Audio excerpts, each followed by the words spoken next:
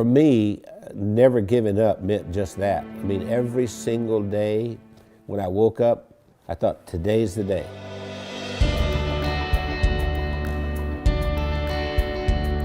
I was the second son in a sharecropper's family, and a sharecropper means that you don't own anything. I mean, you work for someone else who's the landowner. We had practically nothing. Everything was hand-me-downs from someone else.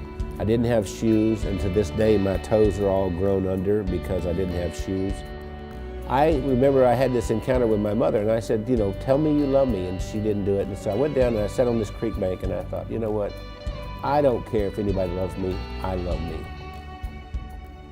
I made a list of goals that I wanted to accomplish, and they were laughable because I didn't even have 2 nickels to rub together, but my first goal was I was going to be a millionaire by the time I was 35. Number 2, I was going to have food to eat because we were always hungry. I mean, my little brother and I used to make mud pies to stop the hunger pains, and I was going to travel all over the world. Those were my goals.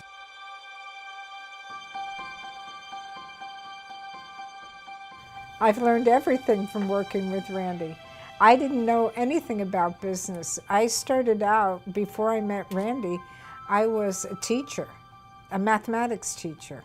Well, I think we have a very good balance. Randy's really good in sales and telling the story and explaining why people need to have whatever it is that he's selling. And then he comes to me and says, Wendy, can we make it do this? And I have to get it done. We started working together, and we were together all the time doing things, and that we just, you know, couldn't be without each other. And once she got exposed to me, it was downhill from there. I mean, she could not last a day without me. That's probably true. That's what the COO does here. Does hair? She preps me. Spit on it, honey, like you used to do. I never spit. We retired a few times. Did he tell you that? We've tried retirement 3 times, but we never figured out exactly how to do it because we've worked all of our lives. We took a year and we traveled around the world. Then when the decision of the day became, where are we having breakfast? I thought, we're in trouble. If I were giving you advice and you were meeting Wendy for the first time, I would tell you, don't get your feelings hurt if she uses her phone while she's meeting with you. Hey, Kim. Hey, Chris. Okay. I'll see you in the morning. All right. Bye. Bye-bye. I kind of feel like a triage nurse at a hospital. And every week I go in and I reprioritize. No, I'm not approving that. I think what drives Wendy is her desire to be the best and provide the best of service to everyone. Awakened at 2:30 in the morning, and I hear this little click, click, click, click, click, click, click, click. And it's Wendy over there looking something up at 2:30 in the morning. And I'll say, why aren't you sleeping? You can do that tomorrow morning. We are the definition of entrepreneurs. And we don't like doing one thing at a time. We have to do a lot of things at the same time.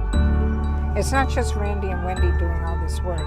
The whole team, every single one of us works round the clock. Hey, gorgeous. Listen, Bernice has been with us for what, 5, 6 years? 6 years. Yes. And we love her to death. I love you guys. Yeah.